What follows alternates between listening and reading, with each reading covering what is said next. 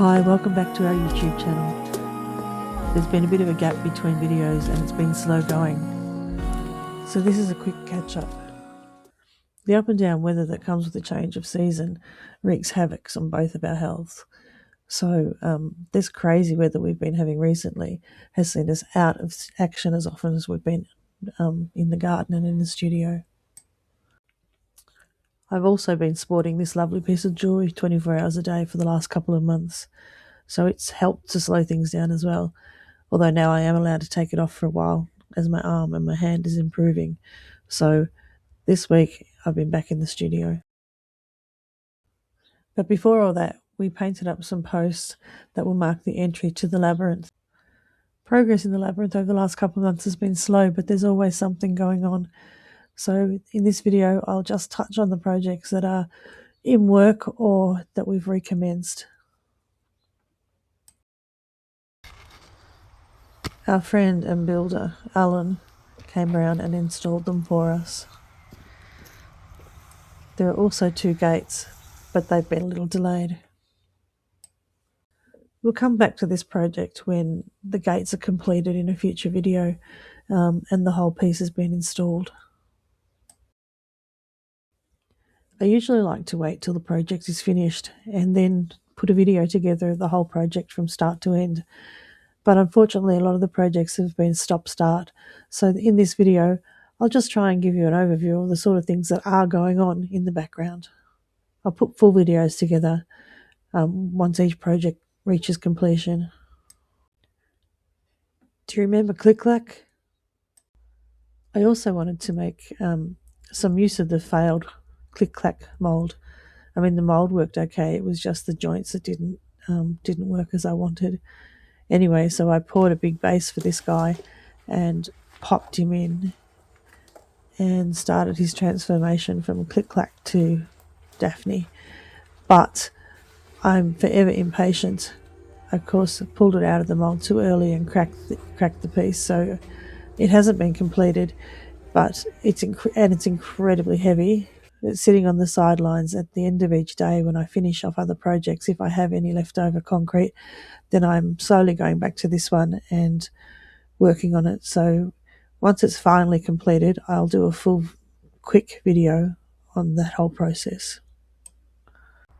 I'm always looking for ways to take some of the weight out of the concrete, and I saw a YouTube video of some makers in America creating Halloween decorations using expansion foam, and one guy did a really cute video where he used a skull to form the base of an elf head that he made, and he worked on that with some form of concrete mix.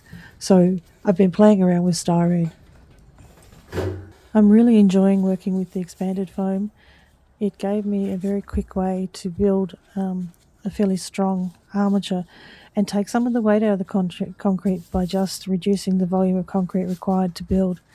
This is Echo. She'll be the first character that will go into the reflective garden in the labyrinth. The concrete seems to bond well to the foam, and it makes it a very quick and easy process to get the first layer of the sculpture down. And then over the next couple of days I've added details. Echo will have a partner piece of Narcissus which will also go into the reflective garden. A full video on that again later. The builders have started creating the hard structure for the reflective garden. This is a 6 metre long wall that on one side will be forming up a shadow box, but on the other side as you enter the reflective garden will be rendered and covered in mirrors. And then of course the pieces of Narcissus and Echo will enter that space.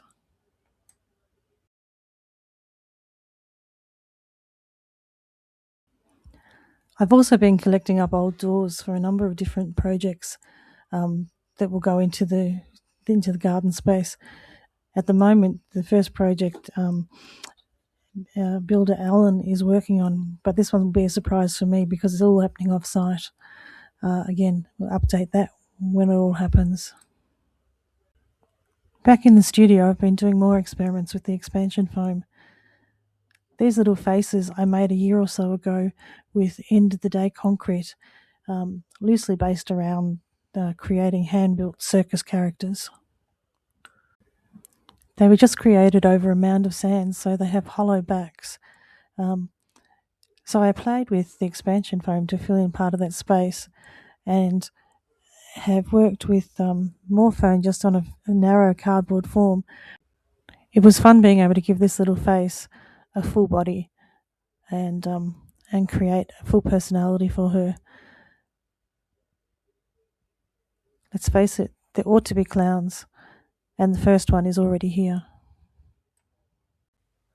It's great to be back in the studio. Things are moving along again. We're still on target for our deadline of having the garden ready to open in January 2027. This week I was able to start the first of the characters for our spiky garden, which are our spiky toads. The next video will be making a knot of toads. So that's a quick catch up of everything that's been going on in the background. We are always busy, two old girls living our best lives through art and gardening.